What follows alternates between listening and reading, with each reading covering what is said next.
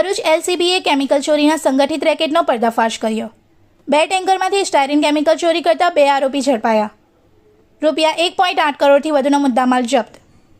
ભરૂચ જિલ્લા local crime બ્રાન્ચે મોટી કાર્યવાહી કરતા દિલ્હી મુંબઈ એક્સપ્રેસવેના દહેજ એક્ઝિટ રોડ પરથી 2 ટેન્કરમાંથી સ્ટાયરીન કેમિકલની ચોરી કરતા સંગઠિત ગેંગનો પર્દાફાશ કર્યો છે।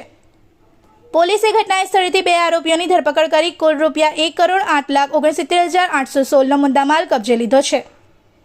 પોલીસને ખાનગી બાતમી મળી હતી કે દહેજ તરફ જતા એક્ઝિટ રોડ પર ઉભેલા 2 કેમિકલ ટેન્કરમાંથી કેટલાક લોકો ગેરકાયદેસર રીતે કેમિકલ કાઢીને પિકઅપ વાહનમાં ભરી રહ્યા છે। બાતમીના આધારે એલસીબીની ટીમે દરોડો પાડી સ્થળ પરથી 2 આરોપીઓને ઝડપી પાડ્યા હતા। પ્રાથમિક પૂછપરછમાં સામે આવ્યું કે બંને આરોપીઓ ટેન્કર ડ્રાઈવર તરીકે સુરતના હજીરાથી બીએએસએફ કંપની દહેજ માટે સ્ટાયરીન કેમિકલ લઈને નીકળ્યા હતા।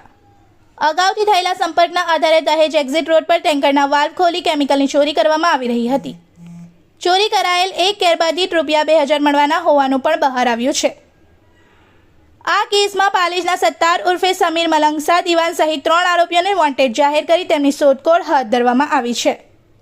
પોલીસે બંને ટેન્કર, એક pickup, 630 litre chemical, mobile phone તથા ચોરીમાં વપરાયેલા સાધનો સહિત કુલ રૂપિયા 1.8 કરોડથી વધુનો મુદ્દામાલ કબજે કર્યો છે। આ અંગે ભરૂચ તાલુકા પોલીસ મથકે ભારતીય નાગરિક સુરક્ષા સંહિતાની સંબંધિત કલમો હેઠળ गुनो नोंधी कायदेसर कार्यवाही हाथ धरवामां आवी छे।